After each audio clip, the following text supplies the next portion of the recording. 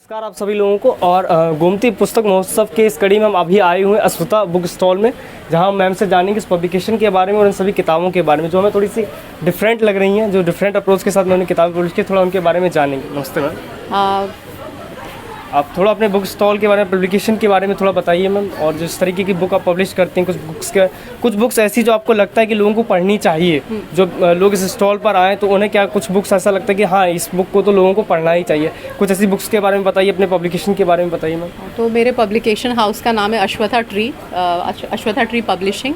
Ashwath tree जो है भगवत गीता में भगवान श्री कृष्ण ने कहा है कि ये एक उल्टा पेड़ है, ये पूरा संसार जो है वो एक उल्टा पेड़ है और नीचे जो है ब्रांचेस हैं और उसके जो रूट्स हैं वो ऊपर है, जड़ें जो है ऊपर, जैसे आपके पिता, उनके पिता, परम पिता भगवान है और नीचे ये पूरा संसार है।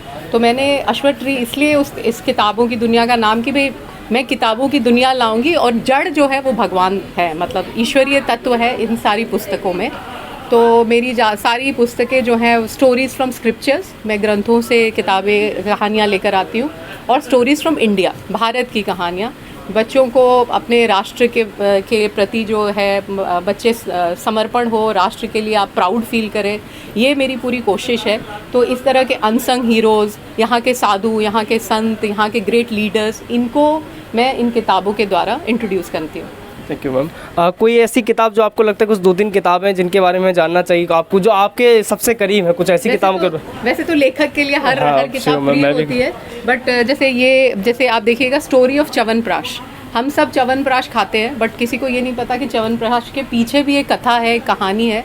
हमारे ग्रंथों में एक च्यवन ऋषि हुए थे, भागवत पुराण की ये कथा आती है, जो च्यवन ऋषि ने ये च्यवनप्राश बनाया। च्यवन और प्राश मतलब एक तरह से मिक्सचर, जो कॉम्बिनेशन है आयुर्वेद की चीज़ों का, उसको च्यवनप्राश कहते हैं। और एक मीर मोहम्मद बख्श हुए, गामा पहलवान जिनको कहा गया, ये किसी भी कुश्ती या कुछ अखाड़े की कुश्ती के पहलवान थे। तो बच्चों को ये बताना कि खूब खाओ पियो, तगड़े बनो, शरीर भी आपका हृष्ट पुष्ट हो, दिमाग भी आपका, मस्तिष्क भी तेज़ी से चले, और हर तरीके से, जैसे जो पहलवानों का रहने का जो तरीका होता है तो आपको पता है बहुत पवित्र होता है, और वो मतलब मिट्टी लगाते हैं शरीर में, भोजन जो होता है उनका बड़ा सात्विक होता है, हर चीज़। तो बच्चों को, आज के बच्चे जो ताइक्वांडो और ये सारी चीज़ सीख रहे हैं, आप अपनी चीज़ों पे वापस आइए। तो जहाँ पर गांव-गांव में अखाड़े हुआ करते थे, जो पुरुष होते थे शाम को सुबह में अखाड़े जाते थे, और तो आज जो युवा है वो फ्री है, इतना फ्री है, वो पूरे टाइम कंप्यूटर पे, डिजिटल पे रहता है। तो मेरा ये है कि इन सारी पुस्तकों से मैं लोगों को ये कहना चाहती हूँ कि उस संस्कृति जो विलुप्त हो रही है उसको वापस लेकर आया जा सकता है। तो ये एक कहानी है, और एक ये जो कहानी है, ललदेत बोलते हैं, जैसे कबीर के दोहे होते हैं, वैसे एक शैवाइट सेंट हुई कश्मीर की जिनको लल्लेश्वरी कहा गया, और उन्होंने कविताएं लिखी जो अवधूत थी। तो एक ऐसा समय जो दिगंबर होके वो घूमती थी, उस समय मतलब उस कश्मीर आज घर घर बच्चे जो हैं वो ललवाक जानते हैं लल्लेश्वरी के।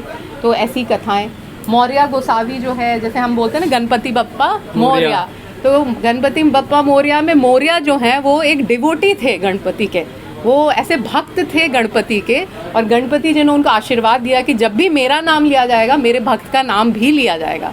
तो गणपति बप्पा मौर्य गोसावी जो है वो एक गणपति जी के भक्त थे। तो ये ऐसी कहानियाँ जो है, ये आपने बहुत ही अलग अप्रोच से बहुत स्पेशल कहानियाँ ये आप लेके आई हैं। मुझे लगता है कि सभी लोगों को पढ़नी चाहिए। हम लोग जो चीज़ें बिल्कुल सब सामने आती हैं उन्हीं में इतना खो जाते हैं कि इन कहानियों को हम ढूंढते ही नहीं है। तो मुझे लगता है कि सभी जो पुस्तक प्रेमियों ने एक बार यहाँ आके इन कहानियों को भी पढ़ना चाहिए, और जो जनरेशन से आगे की उन्हें भी पढ़ाना चाहिए। Thank you very much ma'am, आपने अपना समय दिया।